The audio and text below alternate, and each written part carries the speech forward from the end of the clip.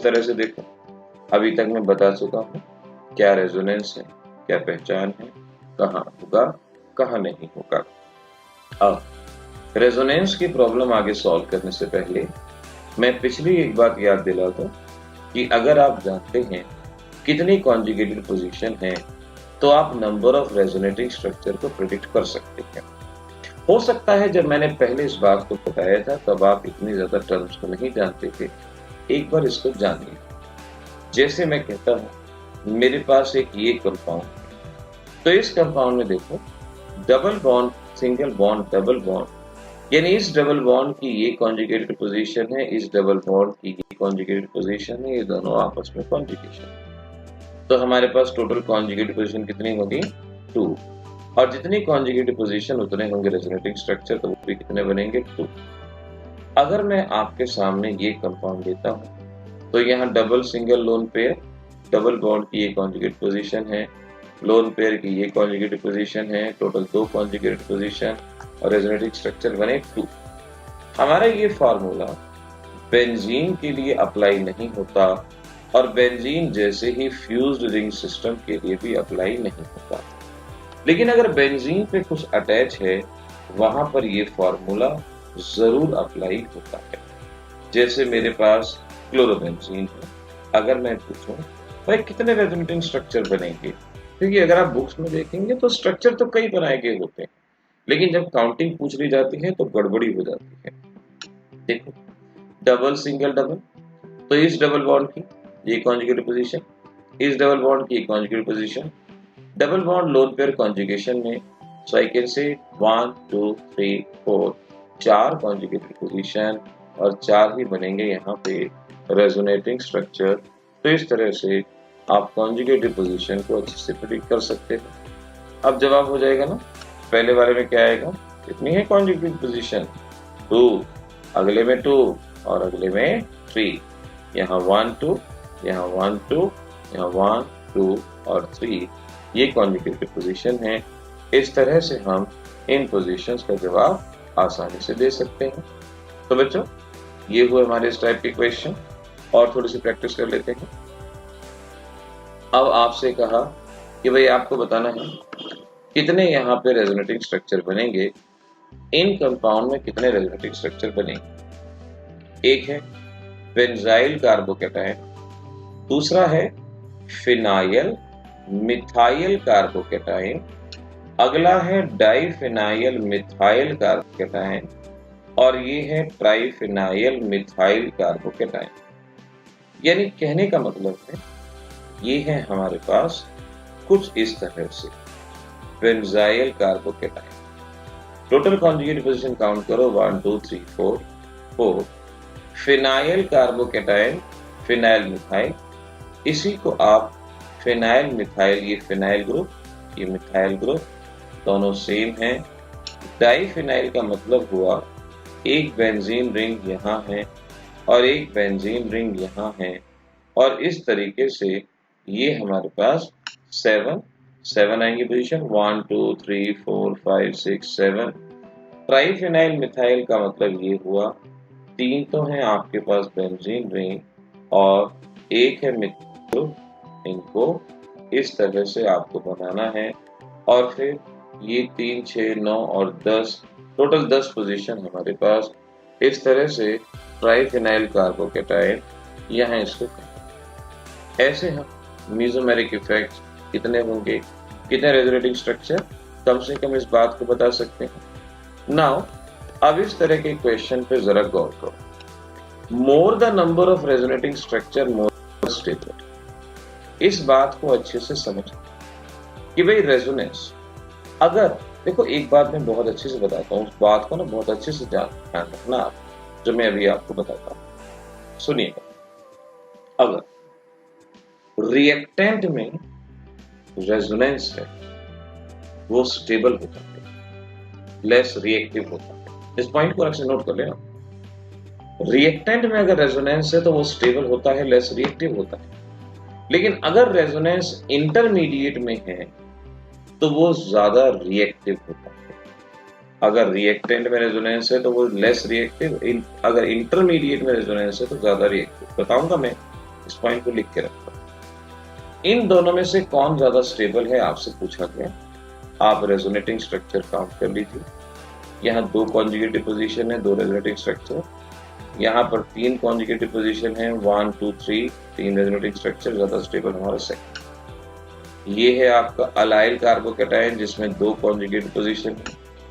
Benzyl carbocation मैंने अभी बताया था, ये 4 कॉन्जुगेटिव पोजीशन, तो इसमें 4 कॉन्जुगेटिव पोजीशन, तो ये हमारा ज्यादा स्टेबल। यहाँ देखिए डबल सिंगल पॉजिटिव 3 है कॉन्जुगेटिव पोजीशन, यहाँ है 2, तो हमारा पहला वाला स्टेबल। क्लोरोबेंजीन इस तरह से बनाया जाता है, और यहाँ पर अगर आप कॉन्जुगेटिव पोजीशन काउंट करेंगे तो वो है 4, और यहाँ पर अगर कॉन्जुगेटिव पोजीशन काउंट करेंगे तो क्लोरोबेंजीन है ज्यादा स्टेबल। इस तरह से बच्चों बहुत सारे क्वेश्चन देखो हमारे सॉल्व हो रहे हैं, बहुत सारे। अब रेजोनेंस का मतलब बहुत बार बच्चे ये मान लेते हैं कि वे रेजोनेटिंग स्ट्रक्चर ही ड्रॉ करने पड़ेंगे। नहीं बच्चों, जरूरी नहीं। एमसीक्यूज में आपसे कौन सा रेजोनेटिंग स्ट्रक्चर कोई ड्रॉ करवाएगा? कोई नहीं करवाएगा। इसीलिए आपको इनके बारे में जो बाकी बैकग्राउंड की बात है उनको अच्छे से प्रैक्टिस करना, उनको अच्छे से ट्राई करना। जरा देखिएगा, which of the following is more stable. आ गया एमसीक्यूज का क्वेश्चन, तो सीधे से जवाब है जहां रेजोनेंस ज्यादा होगा, ये आपका अलाइल फिनाइल और ये है क्लोरोबेंजीन। क्लोरोबेंजीन के अंदर 4 रेजोनेटिंग स्ट्रक्चर बनने की वजह से हम कहेंगे यही ज्यादा स्टेबल होगा। जवाब आएगा विच इज मोस्ट रिएक्टिव। अब याद रखना है जहां रेजोनेंस ज्यादा होता है वहां रिएक्टिविटी कम होती है, तो विच इज मोस्ट रिएक्टिव कहा यानी लेस रेजोनेंस। ये क्लोरोबेंजीन में 4 रेजोनेटिंग स्ट्रक्चर बनेंगे। यहाँ इस सी पार्ट में देखो 3 कॉन्जुगेटिव पोजीशन है, 3 कम से कम बनेंगे। यहाँ डी वाले में 2 कॉन्जुगेटिव पोजीशन है, 2 तो बनेंगे। बी वाले में रेजोनेंस नहीं होगा तो रिएक्टिविटी ज्यादा होगी। ऑप्शन नंबर बी ये आपका करेक्ट ऑप्शन यहाँ पर बनके तैयार होगा ना। Which of the following posses higher CCL bond. जहां पे रेजोनेंस होता है, एक बात याद रखना, जहां रेजोनेंस होता है बॉन्ड लेंथ घट जाती है, बॉन्ड लेंथ कम हो जाती है। बेंजाइल क्लोराइड ये है बेंजाइल क्लोराइड, CH2Cl ये आपको बेंजाइल क्लोराइड गिवन। क्लोरोबेंजीन ये आपके पास क्लोरोबेंजीन गिवन है, दोनों में फर्क है। क्लोरोबेंजीन में पार्शियल डबल बॉन्ड होगा तो बॉन्ड लेंथ लोअर होगी। 3 क्लोरोसाइक्लोहेक्सीन ये आपके पास अगर साइक्लोहेक्सीन है, साइक्लोहेक्सीन, अब 3 क्लोरो कहाँ है, 3 क्लोरो का मतलब यहाँ है। तो अब आप यहाँ पर देखो बेंजाइल क्लोराइड के अंदर रेजोनेंस नहीं होगा, और अगर डबल सिंगल डबल हम बात करें इसके अंदर भी नहीं। तो इन दोनों के केस में हायर बॉन्ड लेंथ होगी और इसके केस में कम बॉन्ड लेंथ। तो एक तो आपका 3 क्लोरो और एक बेंजाइल क्लोराइड, ये दोनों ही ऑप्शन यहाँ पर करेक्ट होते हैं। बेंजाइल क्लोराइड में भी क्लोरीन रेजोनेंस में नहीं होता और 3 क्लोरोसाइक्लोहेक्सीन में भी नहीं होता।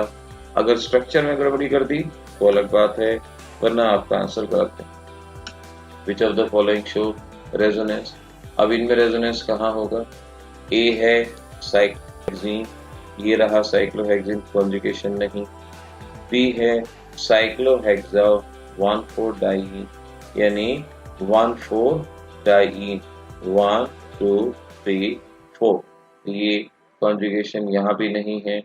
3 क्लोरोसाइक्लोहेक्सीन, अब 3 क्लोरोसाइक्लोहेक्सीन 1 2 3, कॉन्जुगेशन यहाँ भी नहीं है। 1 क्लोरोसाइक्लोहेक्सीन, अब ये है स्ट्रक्चर 1 क्लोरोसाइक्लोहेक्सीन का, और यहाँ देख सकते हो डबल सिंगल और फिर conjugation. Option number D correct. कितने सारे क्वेश्चन सॉल्व करते हैं, बस इसका मेन पर्पस यही है आप यूज्ड टू हो जाए। जब आप इतने ज्यादा क्वेश्चन सॉल्व करेंगे, यूज्ड टू हो जाएंगे, तो एग्जाम के अंदर आपको किसी भी तरह की दिक्कत का सामना नहीं करना पड़ेगा। कोशिश किया करें, यूज्ड टू हुआ करें। विच of the show maximum resonating structure. Benzene के तो 2 ही रेजोनेटिंग स्ट्रक्चर होते हैं। क्लोरोबेंजीन के अंदर 4 पोजीशन होती है, 4 रेजोनेटिंग स्ट्रक्चर। साइक्लोऑक्टाटेट्राइड मैंने बता रखा है प्लेनर नहीं होता, इसमें रेजोनेंस नहीं, तो मैक्सिमम कौन शो करेगा? क्लोरोबेंजीन। ये आपका यहाँ पर जवाब क्लोरोबेंजीन, ये आंसर बता सकते हो। बातें बनती जा रही हैं, कंसेप्ट धीरे धीरे क्लियर होने चाहिए। अब बारी आती है मीजोमेरिक इफेक्ट कितने तरह का होता है। देखो मीजोमेरिक इफेक्ट दो तरह के, पहले को हम या तो प्लस आर बोलते हैं या प्लस एम कहते हैं, और इसका मतलब होता है electron releasing mesomeric effect, electron releasing, और दूसरे को हम माइनस आर और माइनस एम कहते हैं, जिसका मतलब इलेक्ट्रॉन विड्रॉल। यानी अगर आपका ग्रुप इलेक्ट्रॉन सप्लाई कर रहा है उसे प्लस आर कहेंगे। जैसे यहां देखिए, अगर मैं आपको ये शो ऐसे करता हूं कि भाई आपके पास एलिमेंट है, ये इलेक्ट्रॉन सप्लाई कर रहा है, इलेक्ट्रॉन दे रहा है, तो इसे प्लस आर या प्लस एम कहेंगे। लेकिन अगर आपका ग्रुप ऐसा ग्रुप है जो इलेक्ट्रॉन अपनी तरफ अट्रैक्ट करता है, तो उसे हम माइनस आर ग्रुप के नाम से या माइनस एम ग्रुप के नाम से पहचानेंगे। यानी जो एरोस की डायरेक्शन होंगी, उन डायरेक्शन को देख के आप पहचान सकते हो कि वो इलेक्ट्रॉन रिलीजिंग है या इलेक्ट्रॉन विड्रॉइंग। फिर भी मैं आपकी मदद करता हूं, मैं आपको कुछ प्लस आर ग्रुप के नाम बताता हूं। याद रखिए, अगर कोई एनायन जैसे O नेगेटिव, NH नेगेटिव, अगर कोई इस तरह का ग्रुप है, ये हमेशा प्लस आर होगा या प्लस एम होगा। अगर कोई भी हैलोजन है लाइक क्लोरीन, ब्रोमीन, आयोडीन, ये भी हमेशा प्लस आर होगा। और अगर पहले एटम पे लोन पेयर जैसे NH2 पहले एटम पे लोन पेयर, OH पहले एटम पे लोन पेयर, वो भी प्लस आर होगा।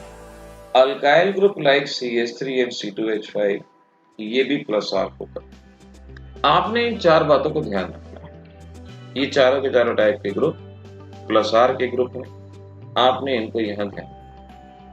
इनके अलावा अगर कोई भी ग्रुप होता है तो वो माइनस आर में शिफ्ट हो जाएगा, लेकिन अगर ये ग्रुप आपके पास है तो इसको आपने प्लस आर में ध्यान रखना। गौर से इसको नोट कर लो, अगले पेज पे प्रॉब्लम आने वाली है, इसको नोट कर लो। जरा देखिए, आपके पास ये question, classify plus R and minus are.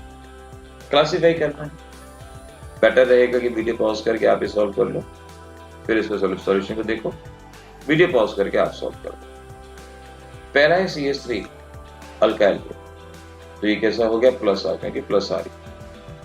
CuNH2 ना तो एनायन, ना हैलोजन, ना पहले एटम पे लोन पेयर, ना अल्काइल ग्रुप, इनमें से कुछ भी नहीं। तो NHCO CH3 एनायन नहीं है, हैलोजन नहीं है, लेकिन पहले एटम पे लोन पेयर है, प्लस आर। ये एस्टर ना एनायन, ना हैलोजन, ना लोन पेयर, ना अल्काइल ग्रुप, माइनस आर। यहां हमें ध्यान एस्टर की ही टाइप है, एस्टर की ही टाइप है, और इस एस्टर की ही टाइप पे आप देख के समझ पाएंगे, एस्टर की टाइप पे आप देख के समझ पाएंगे यहाँ पर, क्योंकि ऑक्सीजन के ऊपर यहाँ लोन पेयर आएगा, पहले एटम पे लोन पेयर आएगा, तो इसको हम कहेंगे प्लस आर। CH3 ना तो एनायन है, हैलोजन डायरेक्टली नहीं है, हैलोजन तो कार्बन के ऊपर है, अगर हैलोजन डायरेक्ट होता तो बात कुछ और।